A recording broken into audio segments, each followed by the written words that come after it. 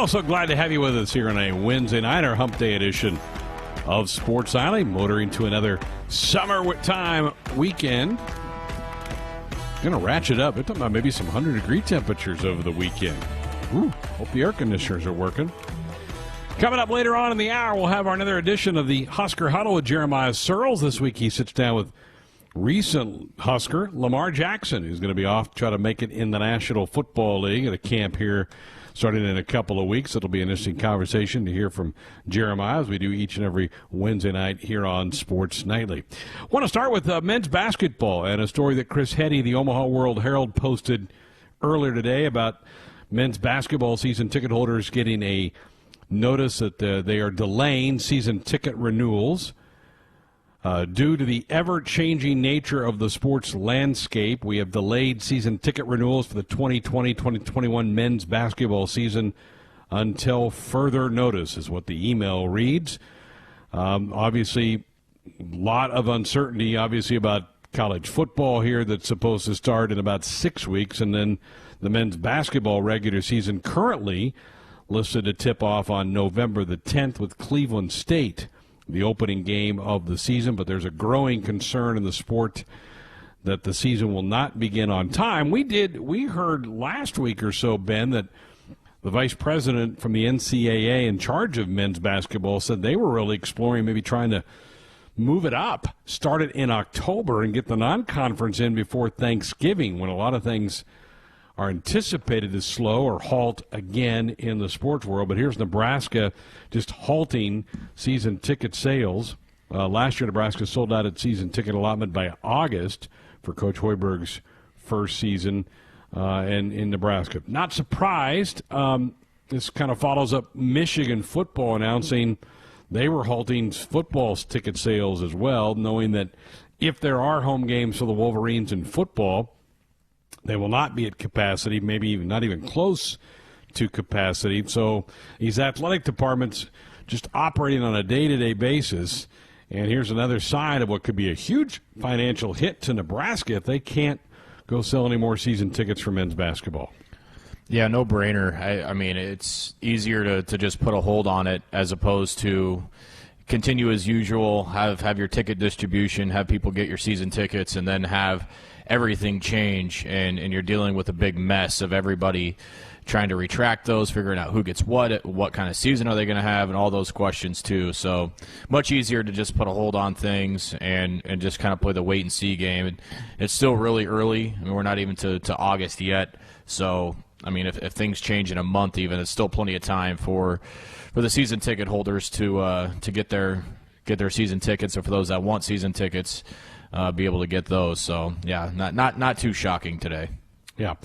The other bit of news relates to Husker baseball and continued news for Will Bolt adding guys to his roster. An official announcement today of signing 4 more players to the 2021 baseball team. These were all newcomers that we've known and talked about on the program, but it was made official today by Will Bolt. And you've got Jason, and is it Rock?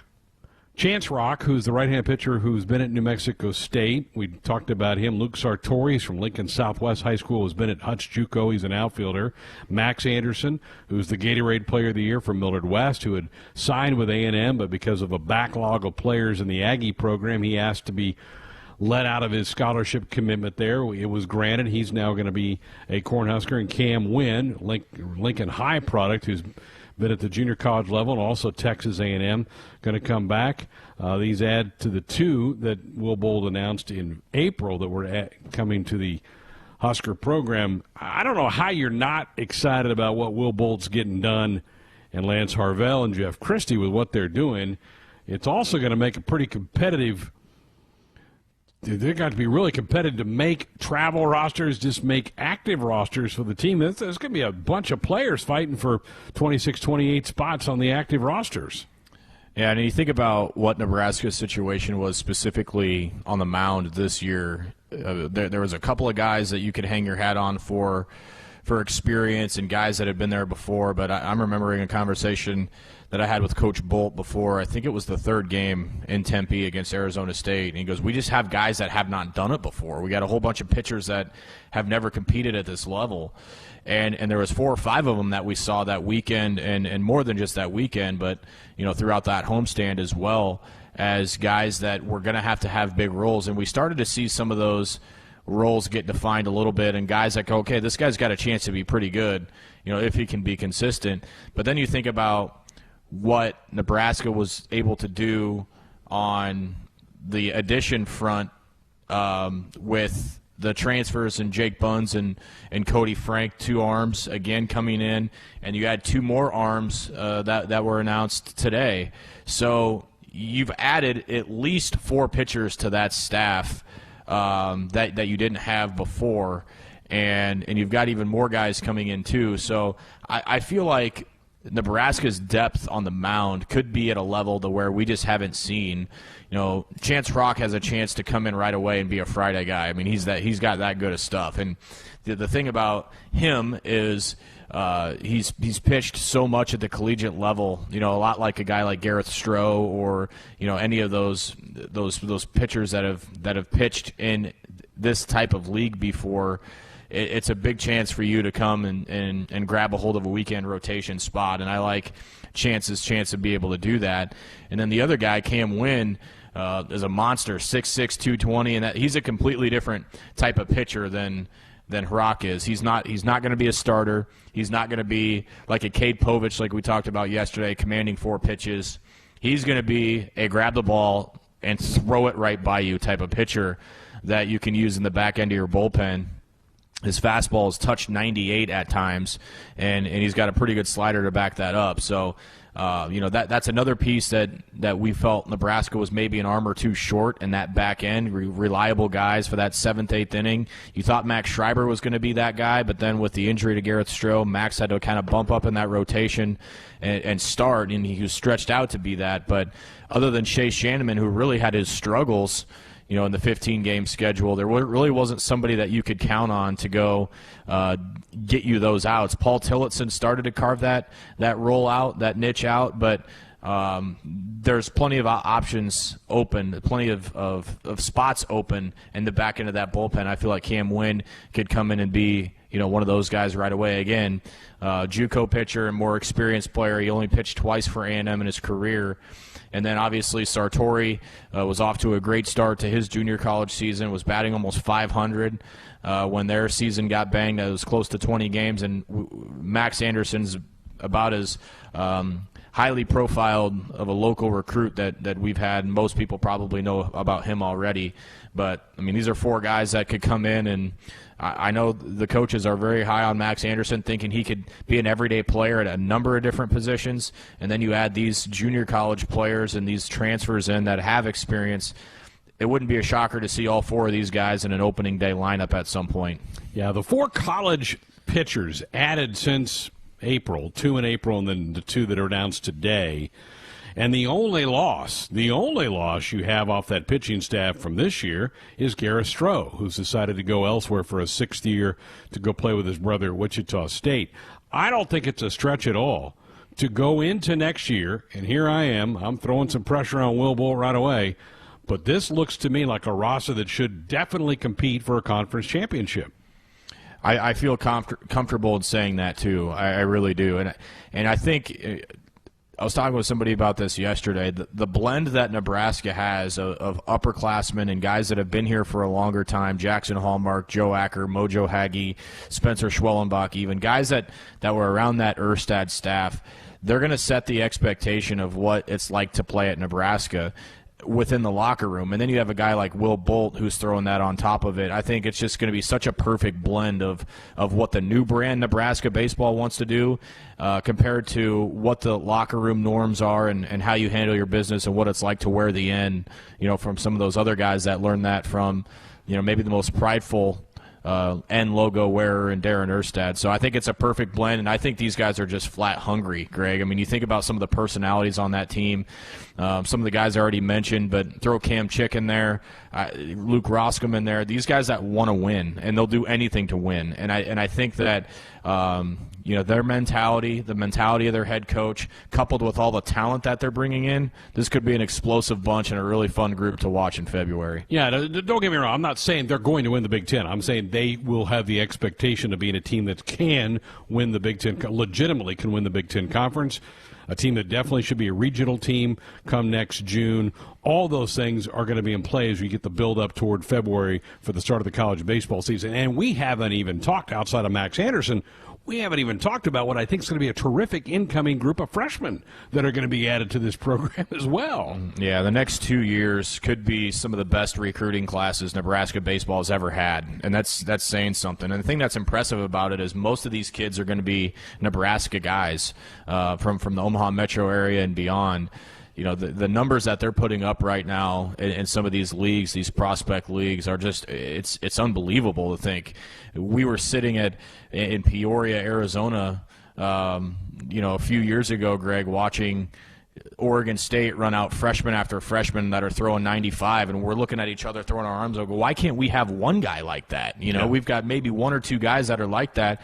You started to see it last year with Quinn Mason and Braxton Bragg and some of these other pitchers that have that ability to run it up there like that. And, from what these scouts are reporting that some of these Nebraska commits are putting up right now, that's more like it. And you're going to have not just one or two of them, but just about all of them that run out there are going to have that ability to blow somebody away with a fastball, which you need to have. I mean, that we run into that every year in the postseason, every year in the regionals, and we haven't quite been able to match that at Nebraska, and I think we're slowly starting to get there. Yeah, and this backs up what we were talking about either last night or 2 nights ago. They all blend together to me. That Aaron Fitt, National College Baseball writer, saw Cade Povich throw over the weekend and was really impressed with Cade Povich, and we were too. The 2 or 3 times we got to see him pitch this spring, he's certainly going to be a factor for that weekend rotation for next year. So really excited about that. And, no surprise on the men's basketball season, ticket sales being halted right now with the uncertainty about what's coming up for college basketball. All right, those are some of the things we're highlighting with you here tonight. 866-HUSKER-1, the number. If you want to be a part of the program, you're always welcome to join the show. It is your show, your state, your Husker program that we talk about here each night on Sports Sunday. Welcome back to another edition of Husker Huddle presented by Sapp Brothers, where we say, welcome, be our guest. Today, our guest, Lamar Jackson, the newest member of the New York Jets, former Nebraska Cornhusker defensive back, and he's joining us here today on Husker Huddle. Lamar, how are you? I'm doing pretty good. Appreciate you guys for having me on here. Absolutely, man. We appreciate you taking the time to catch up with us. It's been a while. Heck of a journey, man. You've been through a lot here in the last 6 months. I remember my rookie year, and it's an absolute grind. So let's talk a little bit about what that grind was like for you. So season ends after we beat Iowa, after we should have beat Iowa, and we move forward with it. What did you do immediately after that Iowa game to start preparing for the NFL? After Iowa, you pretty much when you end football around that Thanksgiving time, you pretty much got about like 2 weeks of school left. So I kind of already right after the game, it was kind of bumming. I kind of grieved over it for the night or whatever it may be. But at the end of the day, we had something to chase. So I was super excited to get into the process. Just get into the flow of things. So I soon after signed with the agency, pretty much signed with my agent. I pretty much finished school, and then once I finished school, I pretty much shot right back to California, and I was back home for a few days, and then but pretty much just training. I was training there at Mamba Sports Academy there in LA for about almost half a month or something like that, and then they ended up having this report pretty much at Phoenix Exos in Phoenix January 2nd. So that's pretty much when I started the whole combine training, so top of the year, so it was right away. So I pretty much had a month, pretty much just connect with family, really just stay in shape, and just get ready for what I was about to embark on. So after season, it was pretty much just, it got straight to business. I finished school, then I, went back home, then I figured out where I was about to train and all that good stuff with the Exos, and I kind of got all that process started. I stayed up there for about 2 months and a half. And that was all just combine prep. I loved it. I was in Phoenix, it wasn't too much outside time other than just, the workouts. We pretty much had a full schedule every day, pretty much reporting to the facility twice a day to do some type of movement, some type of lift, or some type of run. It was kind of all structured pretty well. So, I believed in the program and all that good stuff. So I kind of just gave it all I got, and just train like I knew how to train, just put my head down and kind of just – I was already locked in for what I had to embark on, just the 2 months of just preparing for the combine and just making sure I was ready and, stuff like that. So after I got through that, I pretty much, hit the combine. I kind of already had I'd asked people that went through the same thing years before or a couple years before that, kind of just asked them what they think, got their opinion. They kind of gave me little tips and stuff like that, what to expect and all that good stuff. Being at the combine, just with it being a whole week of just evaluation stuff when it comes to just meetings, meetings and weigh-ins and measurements and psychological tests and it's all types of just stuff when it comes to just your mind, the mind part of it. The football stuff don't come to the end, so we kind of had to go through all that. I kind of had a pretty good idea what that was going to be like and what to expect, so it wasn't like nothing that was too crazy for me. But I kind of just, it was a lot of times where I kind of expected things to be worse than what it was just because of what I didn't heard and how everybody pretty much said you should grind. It's not fun. You're going to hate it and all that good stuff. It wasn't too bad. What was your biggest surprise from the combine, Lamar? What was something that kind of maybe threw you for a loop or something that someone had maybe prepared you for, maybe not, but still kind of just took you by surprise? I'll just say meeting with the teams over and over, because originally, you're going to meet with teams, but at the end of the day, you're not expecting to meet with 4 or 5 different people separately and then all together. It's kind of like one of the things where it's like a ladder. You go, everybody, you meet with the position coach, you meet with somebody from somewhere where they all kind of, it's like you got to meet with, for example, you got a meeting with Green Bay or you got a meeting with whoever it may be. You feel like, okay, I just met with Green Bay last night or I just met with them, the day before. But really it's just someone totally different, kind of with a whole different agenda when it comes to just the meeting aspect. Some people kind of broke down just some people try to put you on the board or try to see if you know some defense and all that good stuff. So that was pretty much the biggest surprise, is just how you went about the meetings. It was just so many of them. I kind of was figuring dang, if we got all this meeting time, so how it's only 32 teams, how much can we meet? But then they break it up to the point where they definitely fill the time. Sometimes they even go over just with the meetings, and it's just multiple personnel from every different staff and all that good stuff. So that was my biggest surprise. But, that was kind of probably the most stressful thing, is just kind of repeating yourself over and over, and just trying to really just stick to the script and just kind of, it's just a lot of talking. That's for sure. It's a whole lot of talking and just, because each time, you're thinking it's first impression is everything. So it ain't like you can just be like, damn, I met with Green Bay. I'm meeting with another coach and give him a different vibe, So you kind of got to just stay focused, and just kind of remember why you're there. And that is a pretty much a dream come true to be there and just not take it for granted. Right. So this year the Combine did something different, and they had guys work out at night. That's something that they did for the first time ever this year. What were your thoughts on that, or would you have rather woke up and went and worked out first thing in the morning? I definitely just me being being at Nebraska and stuff, getting used to we practice early, the earlier blocks in the day, so 6 a.m. to about 11. So we pretty much. I'm used to the early morning get up and, go. I really prefer it that way because I feel like, you're straight out of bed, you fresh, rather than them filling up a day of just pretty much wasting your time, really, to just so you can work out later in the day. Because it's one of the things where it's just, especially when it's workout day, that's day 4, day 5. So, you kind of you're already fed up. It's been a long week. You ready to just get out of there, do your workout and just get back to wherever you're going. So, when it really just felt like they prolonged it a little bit just because, they try to give us the sense that we was going to be working out in prime time and stuff like that. But really, it's just a day of just, snacking, trying to stay focused, trying to, and stuff like that. So, I wouldn't say it was pretty beneficial to the athletes.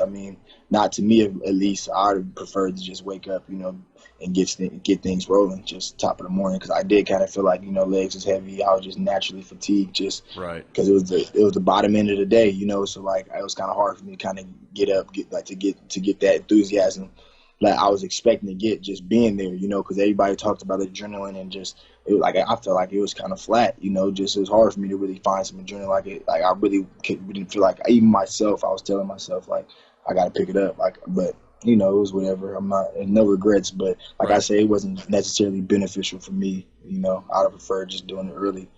Absolutely. Well, so we get through the combine, and you get to the draft, and the draft. No, I actually forgot about the. You didn't go exactly how it wanted to go, but you're on a team right now, and that's all you got to do is get your foot in the door. But have you had talks with the Jets beforehand? Did you know they were very interested, and how did that relationship kind of blossom for you? Yeah, and just to go back a little bit, like I forgot I went to the Reese's Senior Bowl too for a week. That's right. About a week before the combine, so that was kind of like a little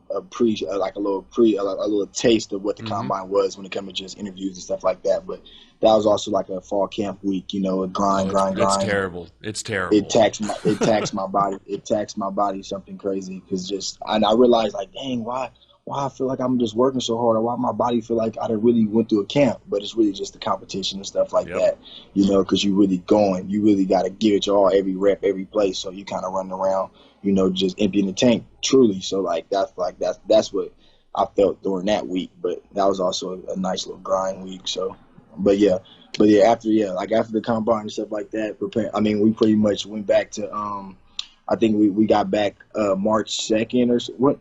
Yep, sounds right. Last week, last week in February was the combine. Yeah, okay. So I think we got back around March 2nd. So I pretty much went to Arizona, back to Exos for about a few days. Just really to grab all the rest of my belongings, ship everything back to Nebraska because we had a pro day coming up on the 12th. So I pretty much stayed out there for just a few days. Got all my stuff back to Nebraska, and I shot back to Nebraska. And kind of when I got back here, I kind of feel like I was already like I've been working out, I've been training. I kind of really just took the week or so before my pro day. I took a few days off. I kind of just was stretching. Just doing little things. Nothing too crazy. And then just preparing for that. Luckily, we was able to get that in because that was pretty much like while we were doing our pro day and stuff like that, scouts and stuff. Everybody was getting calls basically saying come back home and whatever it may be. So that was kind of I had a meeting after the pro day was cool. I was happy all the athletes got to work out and stuff like that. And it was what I expected it to be. I wasn't really going to run again at pro day, but my coach, just being who he is, I let him get in my head. So that kind of messed me up. But I ended up running again just for my coach, really, when I planned on not running nothing like that again. So I had to get ready to do that, knock that out, did all the drills and stuff like that. Super tiring. The pace is super crazy at pro day. Right. They had us going drill after drill after drill, and it was only like 2-3 DBs. So it wasn't like we had a whole lot of rest time. So I kind of just grinded through that, was a little gas and stuff like that, but knocked that out. Then after that, I met with the Bears, had a little lunch date with them and kind of just talked about Chicago and stuff like that. So that was pretty much like my only pro day meeting after. We was pretty much talking about what's going to happen moving forward and stuff like that. He kind of was talking about like he didn't know and, like they don't know what's going to happen, and they kind of just saying like it's love in Chicago and everything else. We, just talking pre-draft stuff, and then so I feel like it was a good day, and overall. So I kind of just after the pro day, I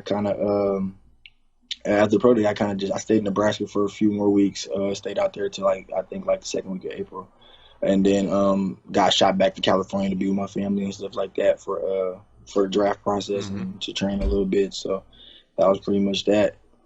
So you're with the Jets now. You get picked up with them. What have OTAs been like for you? How has this been adapting as a rookie? I know you don't even really know what football in the NFL is like yet, considering you haven't even stepped foot in a facility yet. But how has the transition so far been from college to NFL? We didn't went through a 6-7 week off season virtually, so we didn't put in the whole playbook. We actually just went dead here last Friday, so we pretty much did until we supposedly report to camp late July. They got us reporting right now July 21st or something, but it's subjected to change earlier or later. Always. Just depending on what ended up happening. So so after so I pretty much just the off season pretty much it's like you say, it seems kind of crazy just because I really don't know. I'm in the league, I'm an NFL player, but I ain't stepped on the field. I ain't put a helmet on. I ain't got a number. It's kind of like a weird feeling, But at the same time, I didn't put in 7 weeks of 5-hour meetings every day, when it comes to just special teams, team meeting, defensive meeting, like just like a meeting day, like it's the full thing, so from top to bottom, they didn't put in a special teams scheme. They didn't put in, all the defensive, shells, plays, whatever it may be, of course, everything's not going to be on the menu and stuff like that, but they didn't install pretty much everything. So like, it's been a lot, Our DB coach, he's one of them ones. He tests us. He makes sure like we rookies meet twice a day. So we was doing we start like me being on the West Coast. I was starting at 8:00, but now that I'm back in Nebraska, it pushed it back to 11. But like pretty much you meet for I say 11. So here we was going from 11 to 4 every day, and it was just the DB coach. He kind of just always like he quizzed us, pop quizzes. He kind of kept us on like he had me sweating on the screen, just because at the end of the day, like.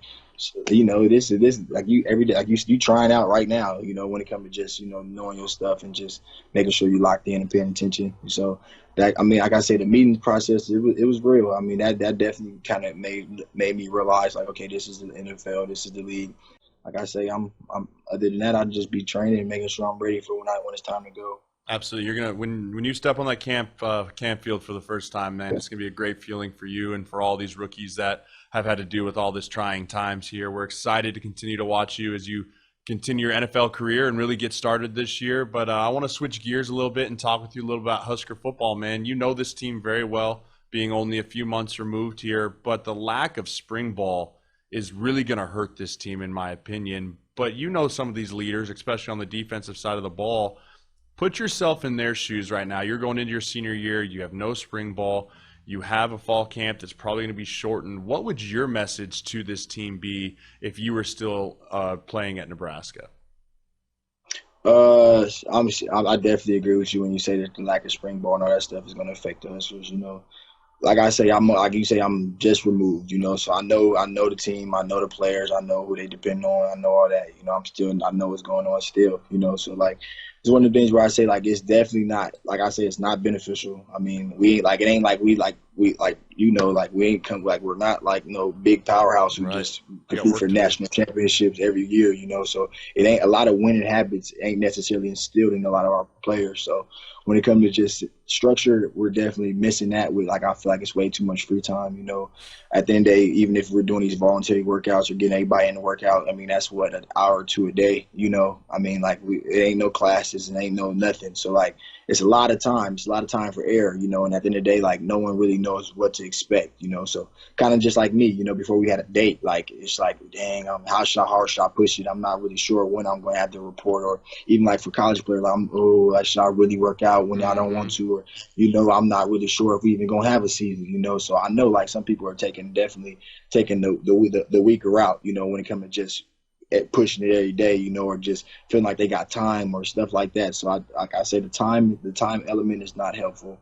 I mean, I believe in the team, but at the same time, like I say, it's a lot of work that needed to be done, to make sure we didn't have a season like last year, So I'm not necessarily saying the work's not being done, but it's definitely gonna make it a lot more harder, a lot harder to obtain when it comes to just, just a team goal and just keeping everybody together and just making sure everybody's ready when they do kick that ball off. And that's one thing I was just actually talking to my girl about. Like, it's honestly sad just because, like, at the end of the day, like, if they kick that ball off, come September, whatever it may be, that's going to be it. That's your year, It ain't like you're going to get the year back because COVID, So if they play, it's a cycle, if that's your resume. So if you don't do enough to do what you need to do to get to that league or whatever it may be, you asked out really. So like it's one of the things where like I wish and I hope that everybody's kind of keeping that in their mind, just like I like especially the seniors and stuff like that. Like I got like regardless of COVID, regardless of the situation, I need to get mine. I need to make sure I'm doing what I did do to make sure I'm ready.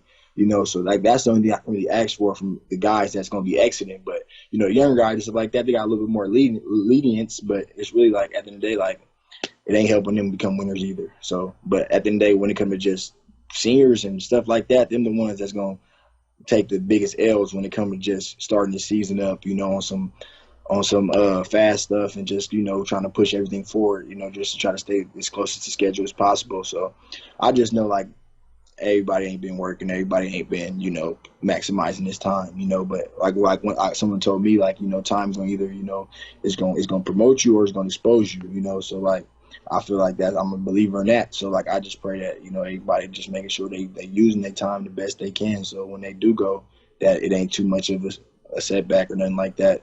Because I hate for people to have regrets. But right. At the end of the day, like I said, COVID's been going on. I mean, I just hope the Huskers go out there and win.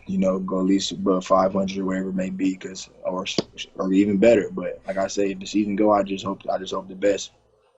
Right. So last question here. I mean, like I said, you've been removed very shortly here, but I know that you've had a lot of dead time when you are training, and I remember those times, and I reflected a lot back on my time in Nebraska during those times. You got a chance to reflect, look back on your career here. What is the moment that you think really stands out to you that kind of will define Lamar Jackson's career and what he did here at Nebraska? I'll probably just say my senior year, just period. Because like one thing about me, I feel like I always wear my emotions on my sleeve and stuff like that. Like I never really hid too much of nothing. Like it's like everybody, including fans, players, teammates, everybody kind of always knew what I was thinking or where I was at with things.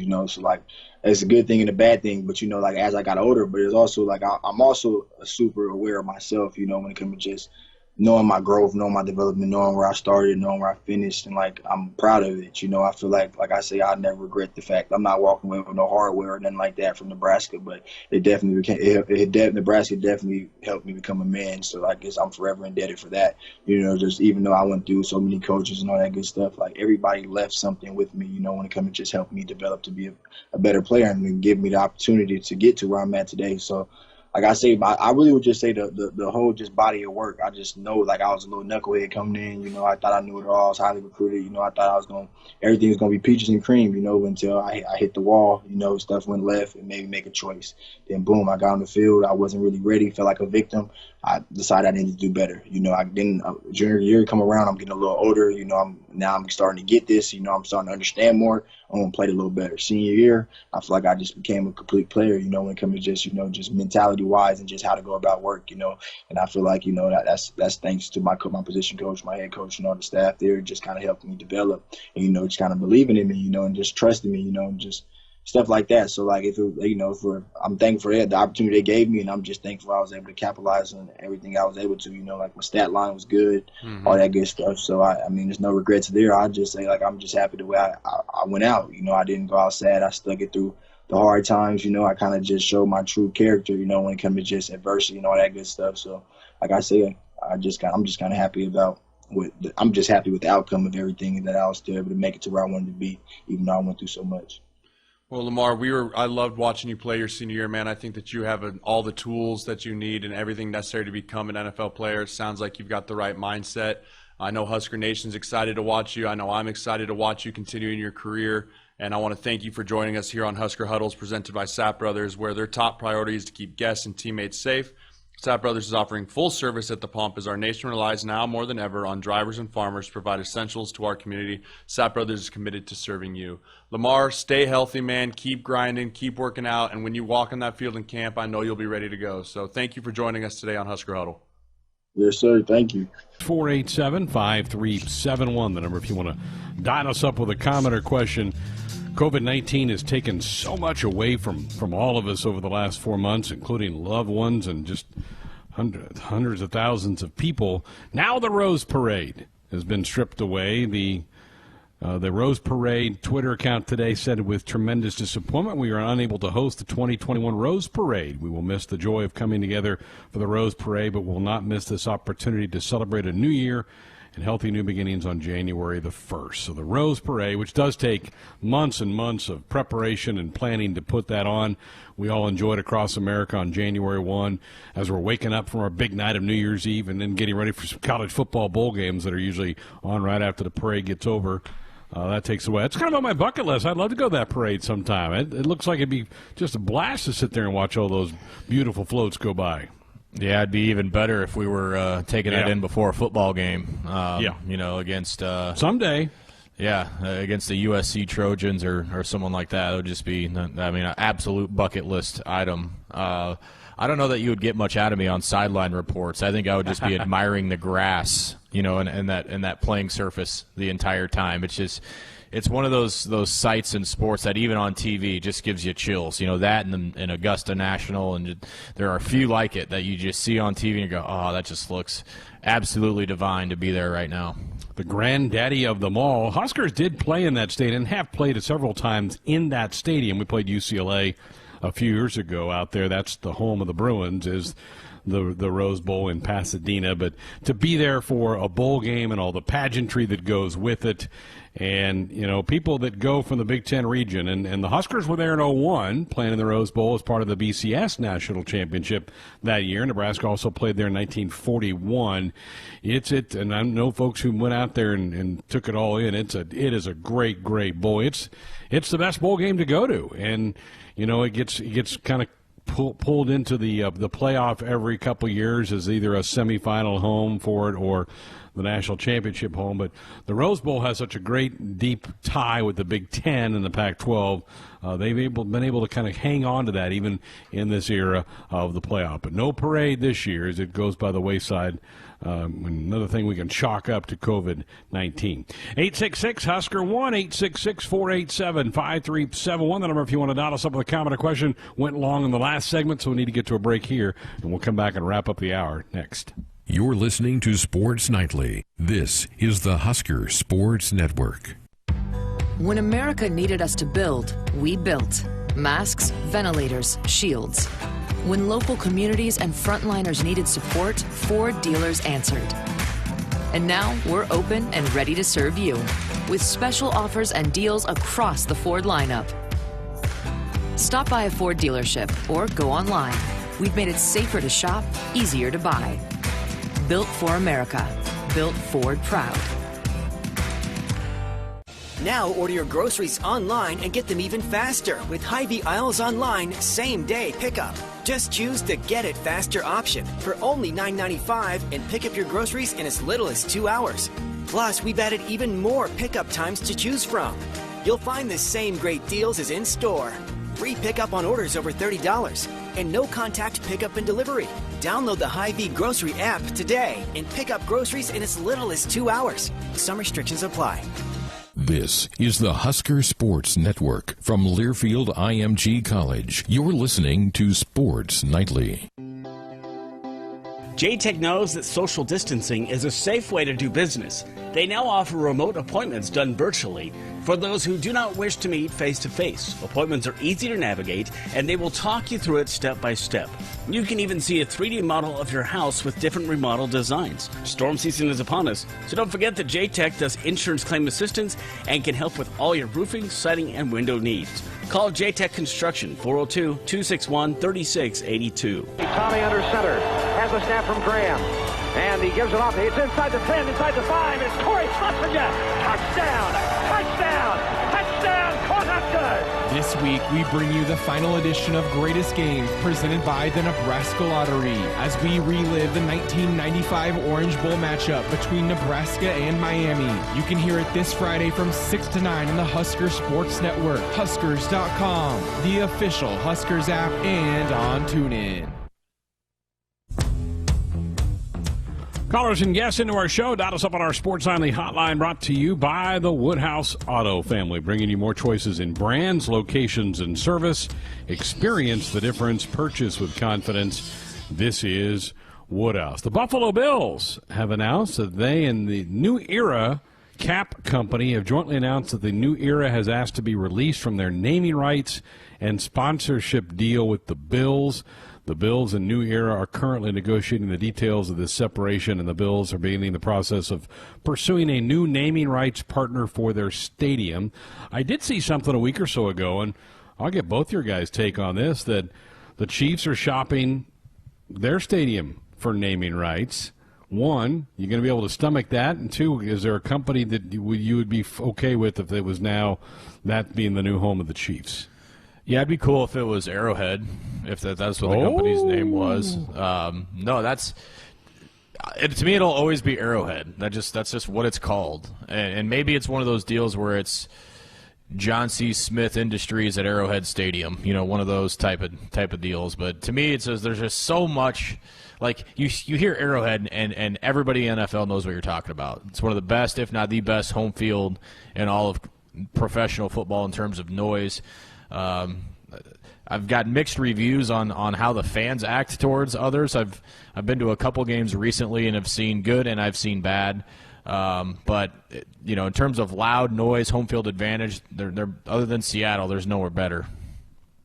Yeah, I don't really care what stadiums' names are. There have been so many that have been have the sponsor name on them that it's so watered down. I don't even try to keep track of which one is which anymore. I get confused. So I guess if Arrowhead changes and is sponsored, I'll still just call it Arrowhead and whatever. I honestly doesn't really matter to me that much. I bet you could count on one hand professional sports venues that don't have a title sponsor or name attached, right? Lambeau Field would be one, Arrowhead would be another, but boy, there are not many after that. Yeah, I mean, there's a handful in baseball, right? Wrigley, Fenway, Yankee Stadium. There's a few of them that. Yeah, maybe it is more than a Dodger Stadium, but there's not very many. There really isn't that many. I mean, Soldier Field in Chicago, there's really not that many in Kauffman. In football, really, if you think about it. There's no. Just about all the rest of them seems like I think we might have got them all off the top of my head. Well, yeah, and you're right. There's more in baseball than football. Football might just be Arrowhead and Lambeau. Might be the only Soldier two. Field. Yeah, they haven't named theirs, have they? I don't think. Not that I know of. I don't think they have. Okay, so maybe those three. Mile High hung out for quite a while, but now what is it, Invesco Field at Mile High? Something like that, they've done that. Yeah, see, if they're going to do that, if you say Mile High in Denver, you're still talking about it. You know what I mean? Like it's technically still right. So if the Chiefs are going to do that, and I don't like to follow the Broncos' lead in anything, but in this case, I'm willing to that you okay. Might go along with. Yeah. Yeah, there's very few. College, for the most part, has been able to kind of hold it off. But even, Nebraska basketball plays at Pinnacle Bank Arena. So yeah, the arena, stadiums and arenas are whole different ball game. Yeah. So the Bills and New Era. I don't even know how long it had been the New Era Stadium. It used to be Rich Stadium. It used to be the name of this place for the Bills for when they had all those great teams that made the Super Bowls. Couldn't win one. They made it four times and over. That would be tough. That was the Braves. That was kind of the same era. The Braves were kind of the same way, dominant. But the Braves did finally kick the door down once. Yeah, they got a couple. But man. Two franchises in the late 80s, early 90s that were so dominant, the Bills just went over. That's too bad. Tough on that. Good hour here. Great to hear from Lamar Jackson. This week's edition of the Husker Huddle on Sports Nightly. A little bit later on in the hour, Lane Grindle, our Major League Baseball insider, is going to start his weekly reports. We'll get his take a week ahead of the start of the 2020 Major League Baseball season. We'll see what it's been like. I know he's been at Miller Park for some of the inter-squad scrimmages for the Brew Crew and just get his thoughts about how some of the optics are going to be done for baseball. So looking forward to chatting with Lane a little bit later on in the hour. We get this hour underway with the Face-Off.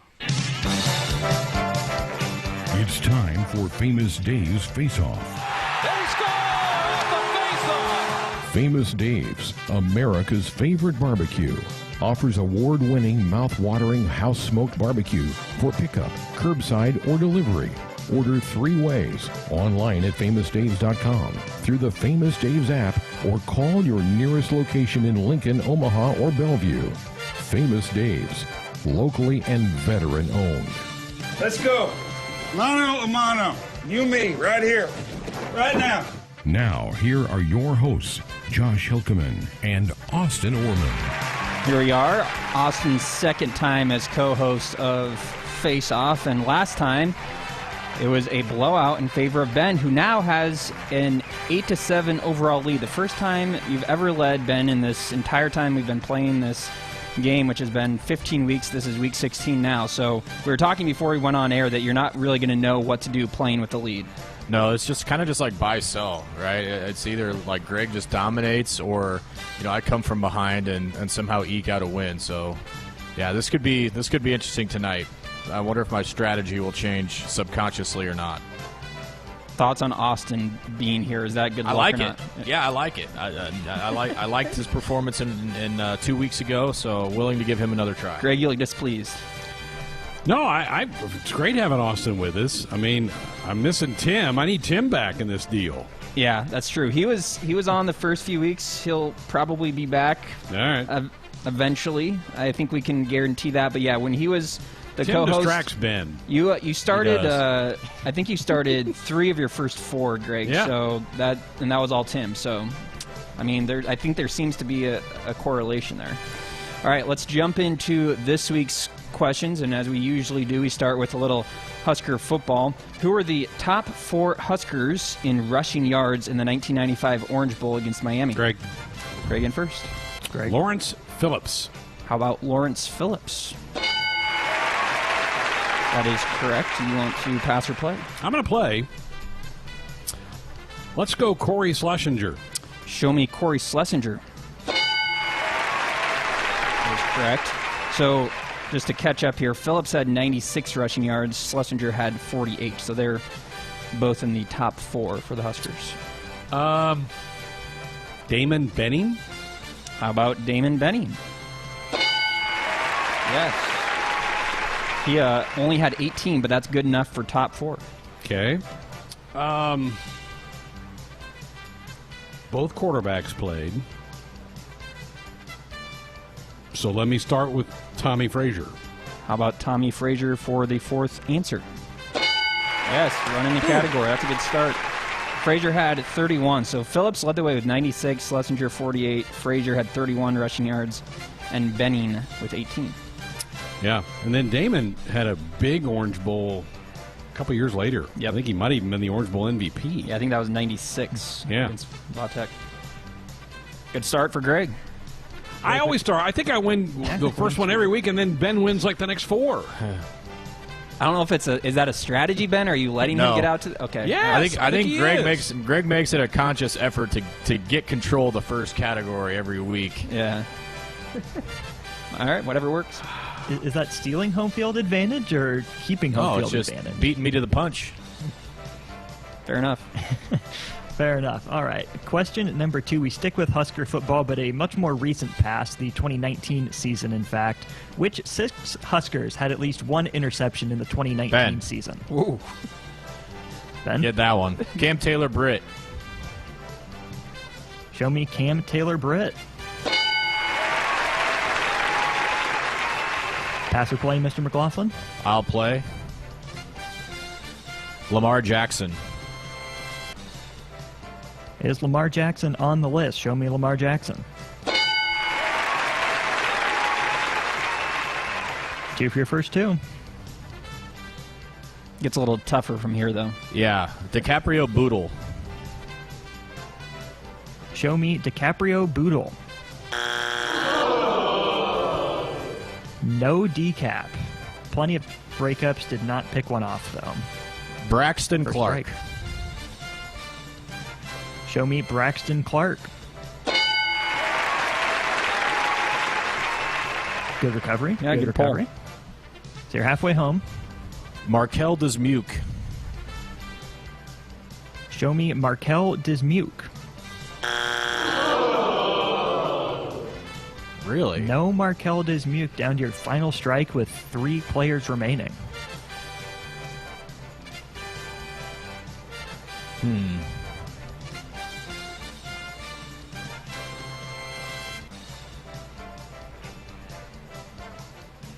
Man. Greg is doing some writing. He's ready. I don't know if I'm ready. I'm trying to write names. So I could have sworn Kel had one. Not according to Huskers.com, so that's a good source. And Eric Sports Lee. Reference, I double-checked before the segment. Show me Eric Lee. Hang it. That was the one that missed missed that one. Staying alive. You're hanging on. Still 2 left. He might. though. Was this a pick six? He actually had 2. Okay. Eric Lee did have a pick six to answer your question, by the way. Thought he did. Yep.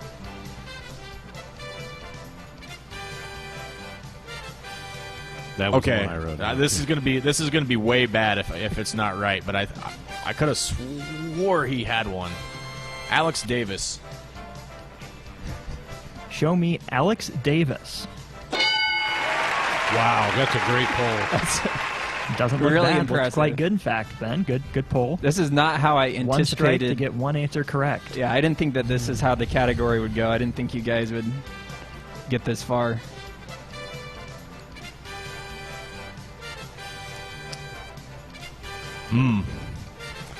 There's one name in mind, but I'm not sure he got one.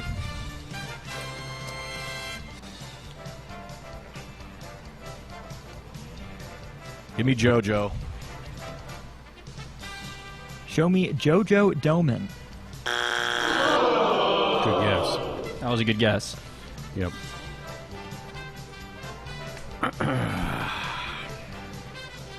So, Greg, you get a chance at the steal here. Yeah, this is a tough one. Yeah. Boy, I would.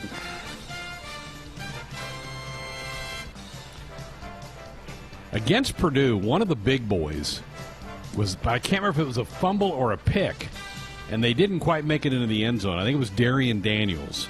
And I think the ball squirted up in the air, and so I think it was a pick. So I'm going to go Darian Daniels.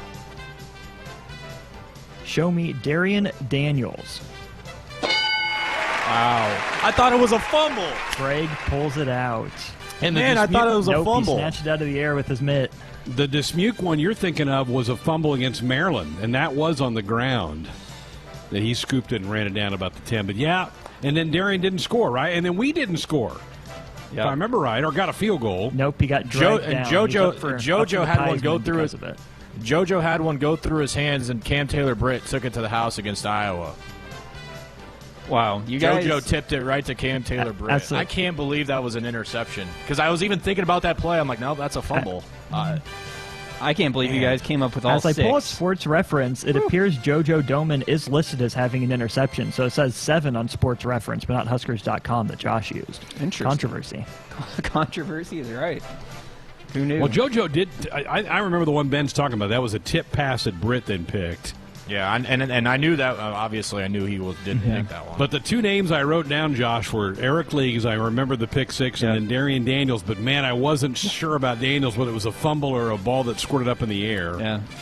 Either way, good work. Both of you guys. That was impressive. We cleaned the category. You sure did. But Greg up 2-0 as we go to question number 3.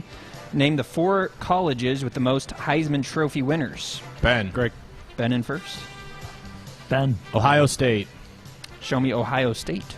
Yes, they have 6. Are you going to pass or play? Play. Okay. Oklahoma. Show me Oklahoma. Good start.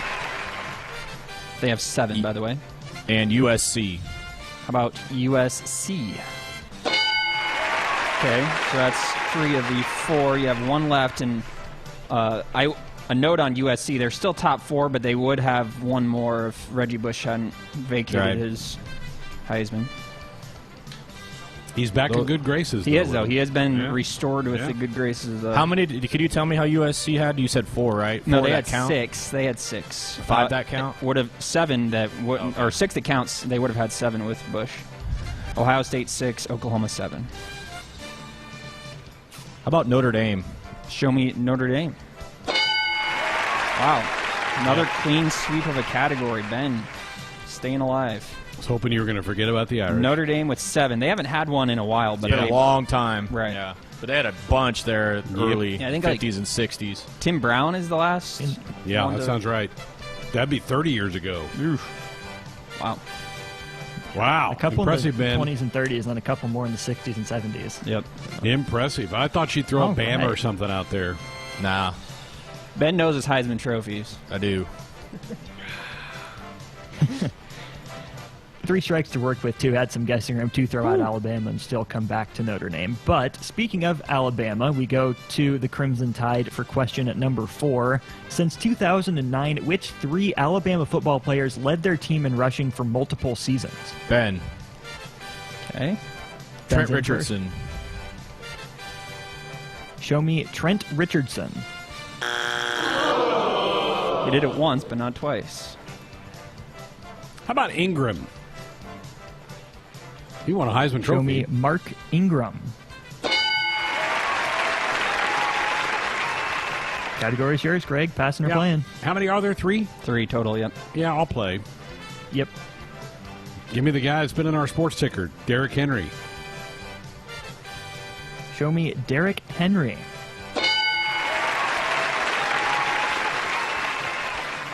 Just one left. Very, very nice. All right, you're 2/3 of the way there.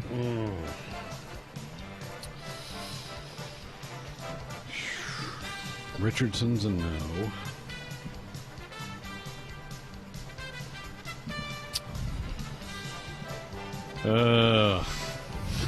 I'm drawing a blank on even the rest of their tailback. All right. So it's since 2009, so... Ingram, I think, was their first Heisman Trophy winner, by the way. A little added trivia there. They didn't have any. No, or they had just maybe one other one. So we do have a little bit of a note here that may or may not help you. Ingram was... His 2 years that he led was 2009 and 2010. And then you mentioned Derrick Henry. He was your second guess. 2014 and 2015 were the years that he led. So that at least narrows it down a little bit for eras.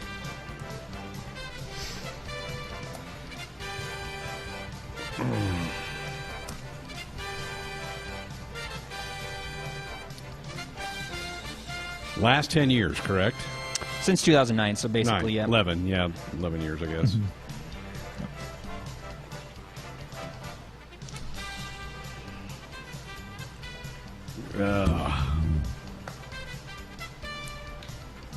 Buzz me, I'm running out of time. All right, we'll buzz you.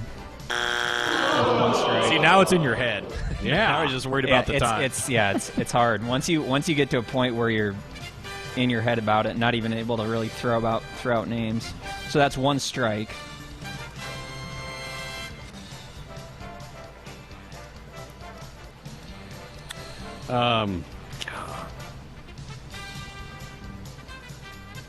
Williams. Can't think of his first name. Show me Williams, whatever his first name is. We might have given it I to may you, have but protested that one. I know that's. I couldn't think of him. Stuck on first name. Yeah. Okay. I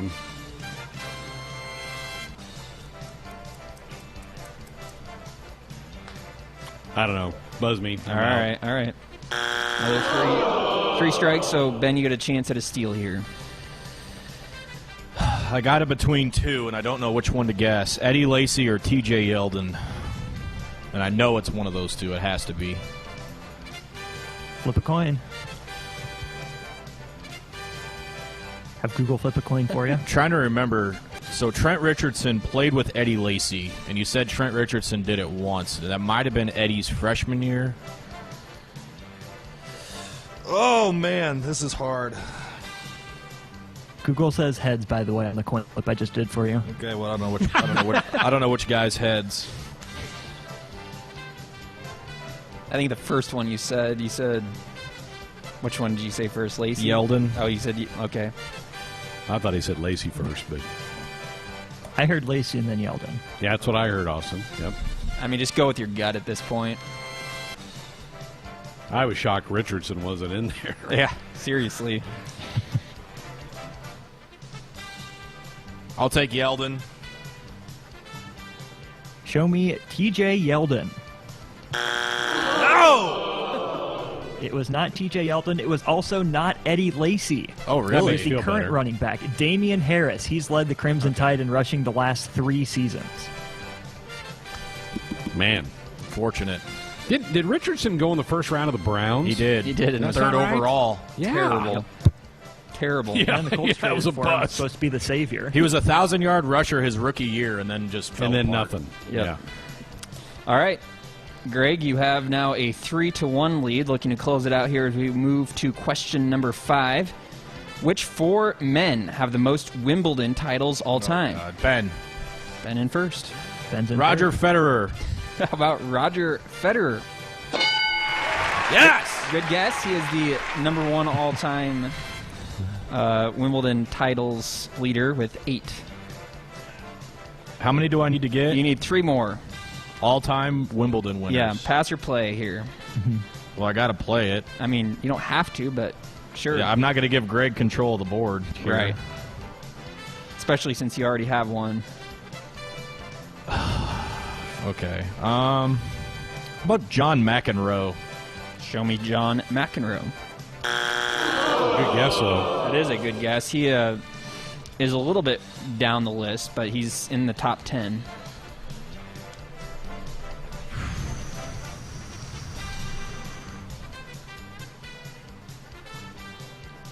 I don't know. Pete Sampras? Show me Pete Sampras. He's number 2 with 7 Wimbledon titles. How many more do I need to get? You need 2 more. 2 Halfway more. home. I believe you can come up with these, Ben.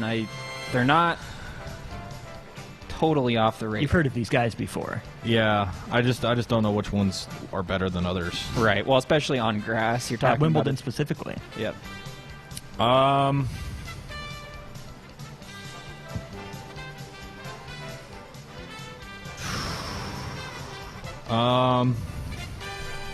It's really hard not to give clues. Yeah, what's that guy's name?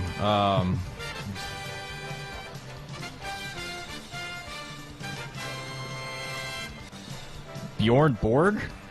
Show me Bjorn Borg. That is a good guess. Man, I was hoping that's the one you wouldn't get. He had 5 in his career. How many more guesses do I have? You have 2 more. You only have 1 strike. You said John Okay. McEnroe, and that was not correct. But you've gotten 3 correct, and you have 1 I can't left believe to he wasn't right. get. McEnroe, yeah. I think you only had 3 or 4, but... Okay, Novak Djokovic. Show me Novak Djokovic. Wow. Man, swept the category. Ben, Let's go. I am impressed with your tennis knowledge.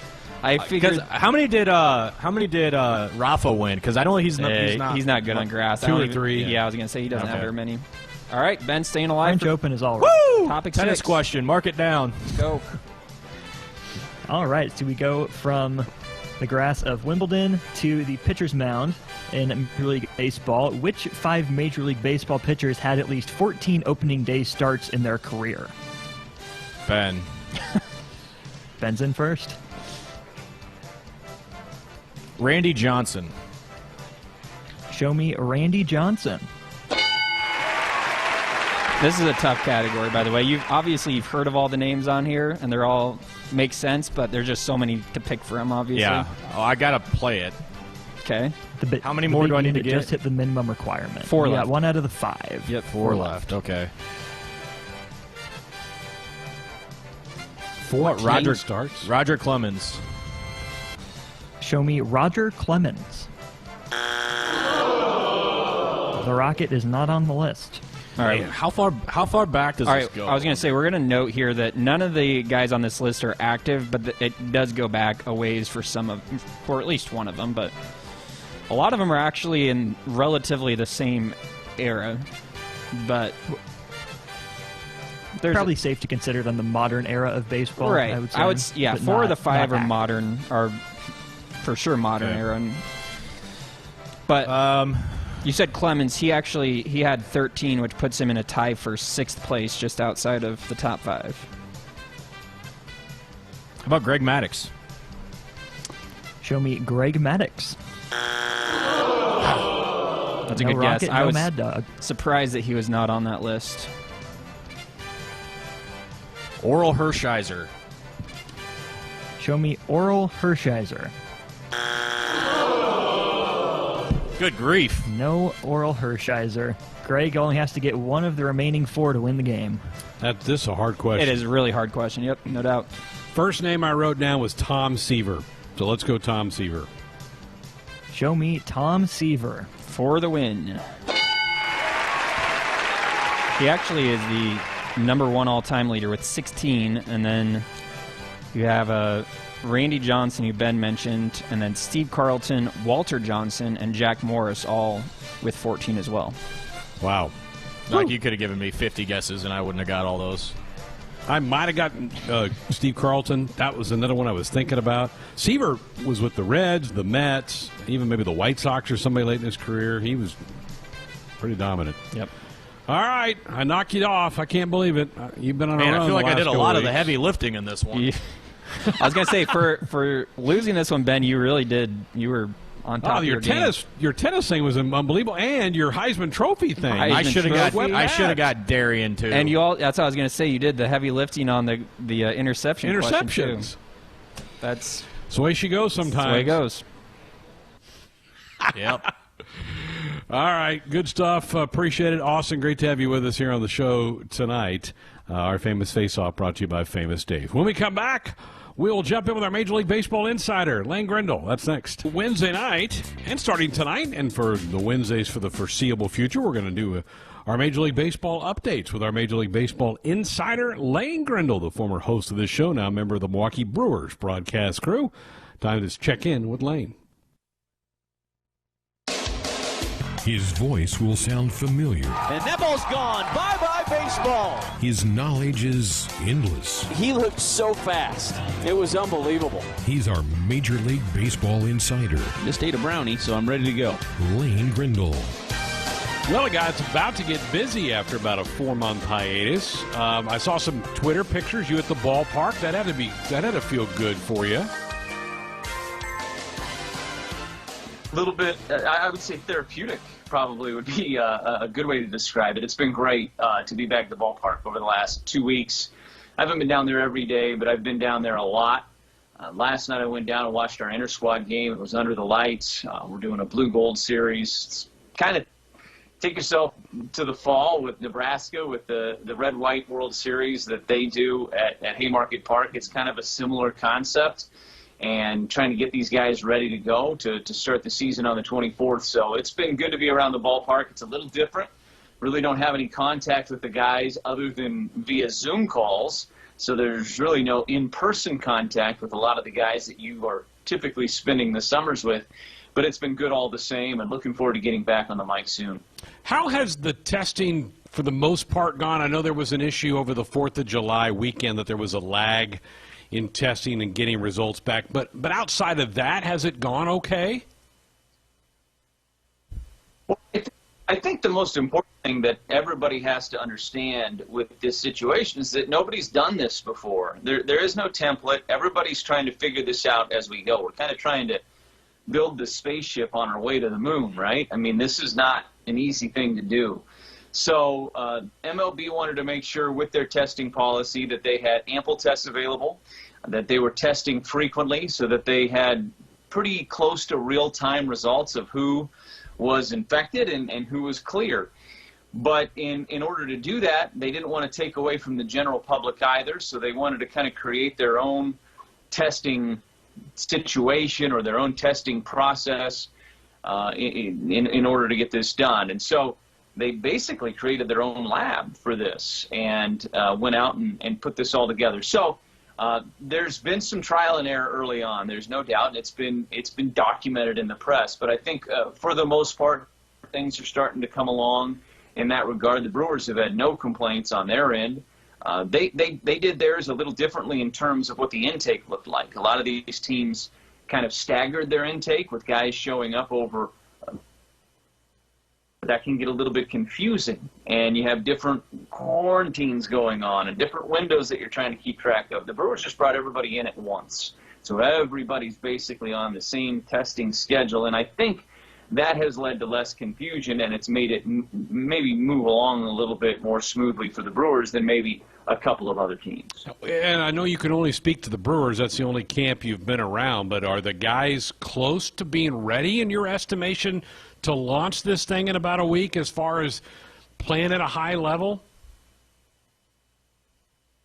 Well, I've been surprised from a pitching standpoint. I really had no concerns that position players would be able to get ready to go. Most guys that are veteran guys, and of course not everybody's a veteran guy, but most guys that have spent a few years at the big league level, they probably truly only need 25 to maybe 40 at-bats at the most to kind of get their timing down and get themselves straightened out and ready to go. And so I didn't feel like there was going to be any issue in getting the position players ready in a little bit shorter window than what you would typically have for spring training. I was a little bit more curious about what was going to happen with arms.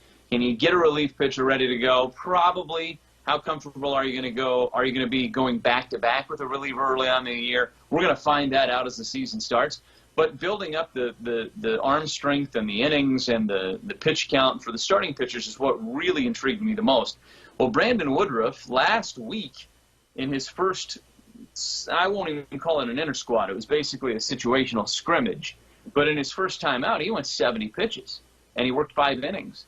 I was really surprised by that. I thought we would see guys go more 2-3 innings. And I think you can't put a blanket over, Brandon Woodruff is what everybody else is, because everybody had a different situation during this downtime.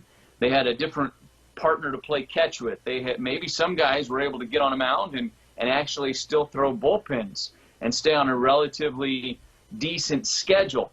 Everybody's situation was different because everybody has different facilities at their disposal wherever they were quarantined at. So, Brandon Woodruff in his situation doesn't speak to everybody's, but that really surprised me. And I was like, wow, Brandon Woodruff's not that far away from being where he would be at the end of spring training going into the season. So I think that guys are probably built up more than I thought they would be at this juncture, and so I'm not as concerned about that as I was at the beginning of camp. Again, we're visiting with Lane Grindle, our Major League Baseball insider, brought to you by Nebraska Realty.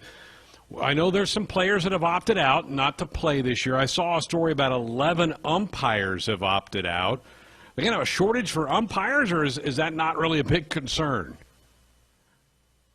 Well, there's a lot of guys that are minor league umpires that aren't going to have work this year, so they'll call those guys up. They've done that in the past anyway.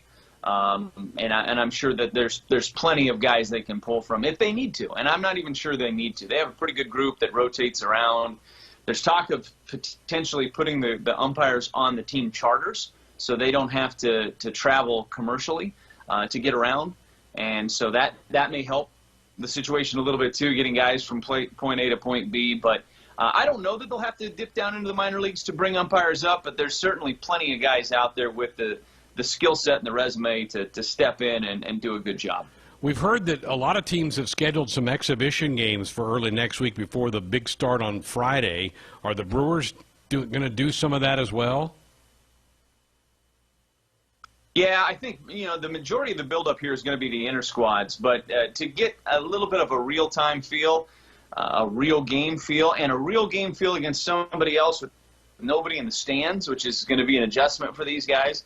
It was in everybody's best interest to at least get one of these games scheduled. You could schedule up to 3, but logistically really hard to do. Maybe not as hard for a New York team because you could have the Yankees play the Mets, stay in your city. You could go down to Philadelphia very easily, even all the way down to D.C. and move around on that East Coast and get games in. Harder to do if you're a little bit more separated from everybody else. Well, the Brewers open up in Chicago against the Cubs, so they're going to go down a couple of days early.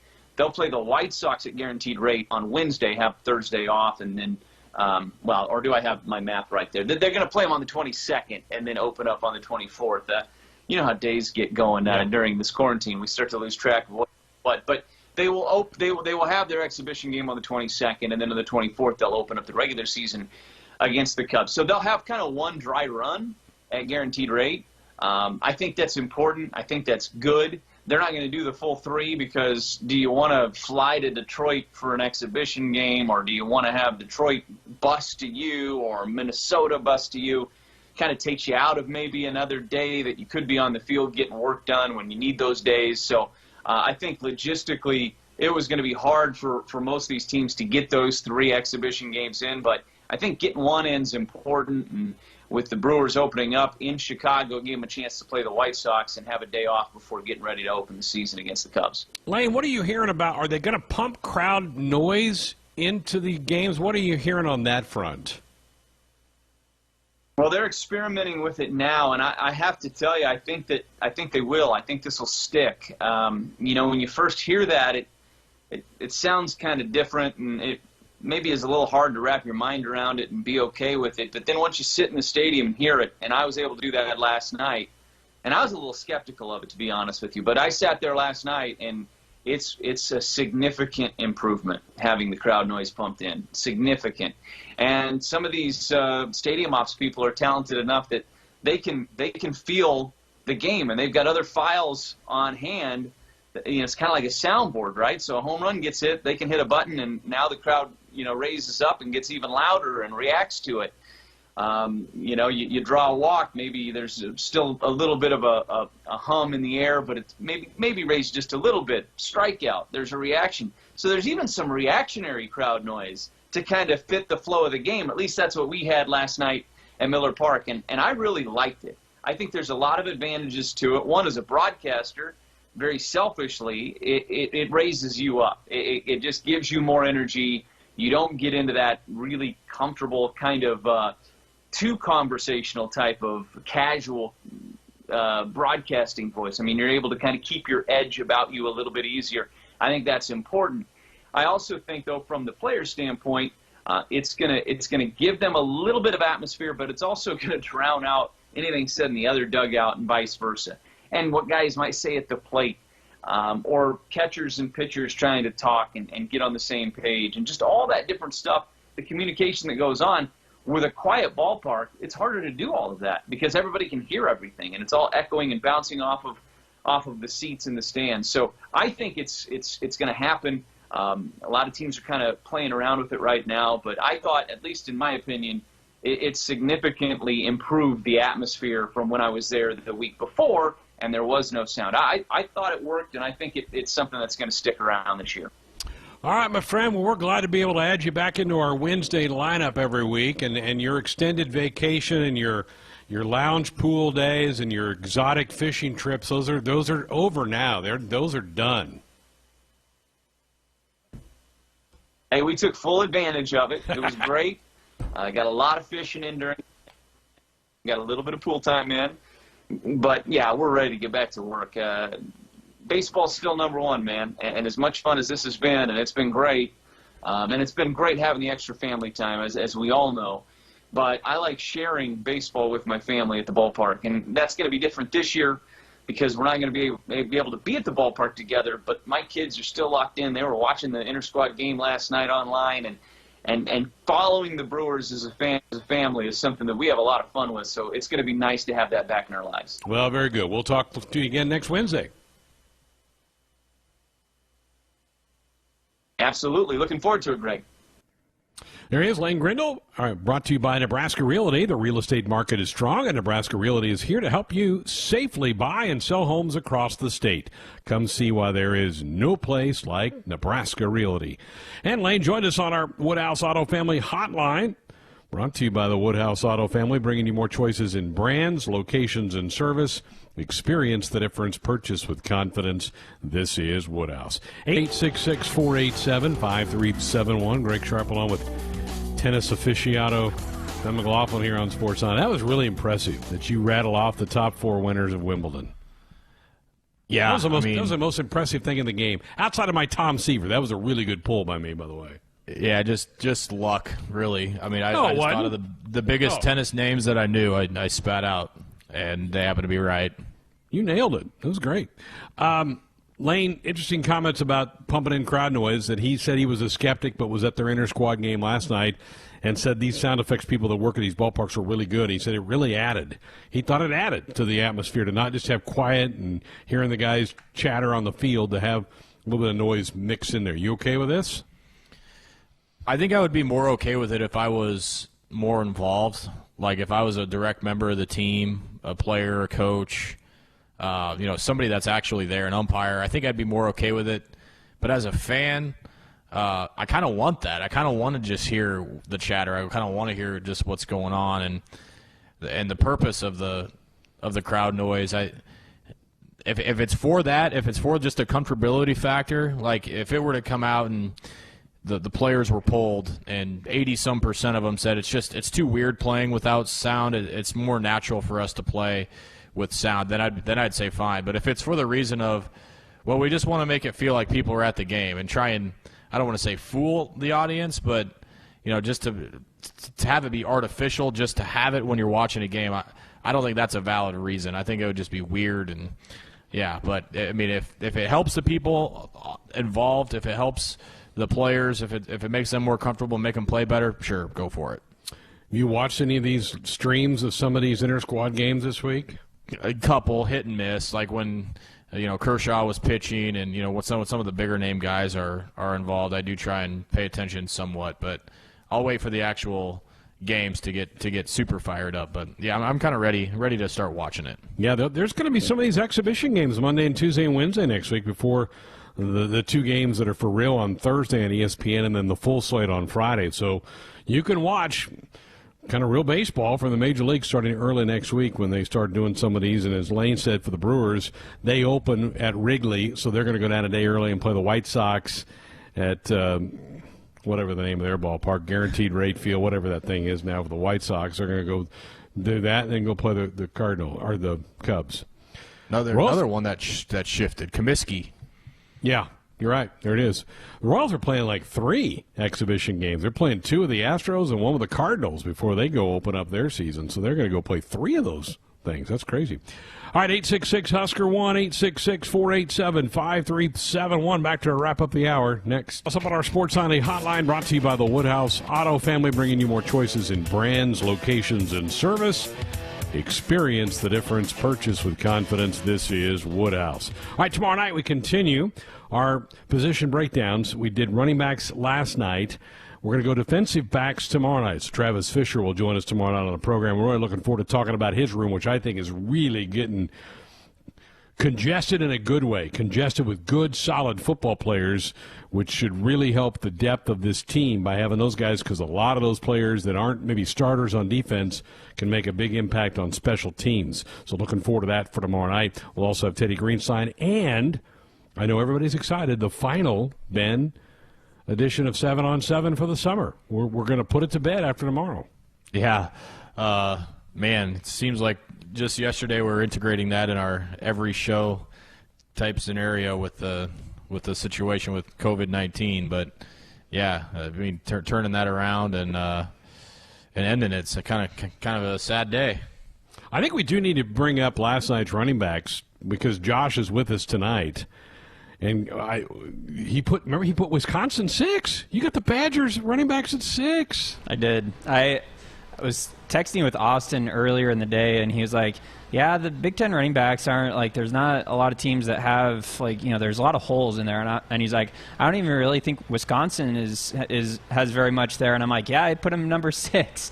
And he obviously didn't have him quite that low, neither did you guys. But I feel like they always get a little bit too much credit for things like that. And I mean, granted, they'll probably have like you said, the stud running back freshman come in and run for over 1,000 yards. But I feel like part of it too is they always have an unbelievable offensive line, which, I mean, that's part of it. But it's still, I just don't feel like they're that proven. They can't get that lucky. Can they get another Jonathan Taylor type? I mean, I know this kid's like a 4-star, and like Ben, you said last night, watch him be Saquon Barkley if he's not Jonathan Taylor. Holy moly, I hope not. Some good backs come out of that state. Yeah, let's hope this guy is all hype and not real. I haven't done the deep dive yet into the West for the DBs. I like what I got for Nebraska. We'll see how they stack up tomorrow night as we'll rank those tomorrow evening as well. Big show tomorrow. With that, Teddy Greenstein usually stops by on Thursday. Is he still on vacation? No, he's back. Is he back now? Okay, well, good. He'll be back in the windy season. Maybe he's going to go catch some Major League Baseball in the next week or so. So we'll have Teddy, and again, the final edition of 7 on 7 and our Flicks Pick segment tomorrow night coming your way as well. What a fun hour. Great performance by Ben in Famous Face-Offs. I was lucky tonight. Stole 2 to win that thing tonight, and always good to hear from Lane Grindle. We'll crank up with him each and every Wednesday now that baseball is back on the Major League level. Can't wait for that to be happening. Good hour here. Another hour to go on Sports Nightly here on a Hump Day show, a Wednesday night here on Sports Nightly on the Husker Sports Network.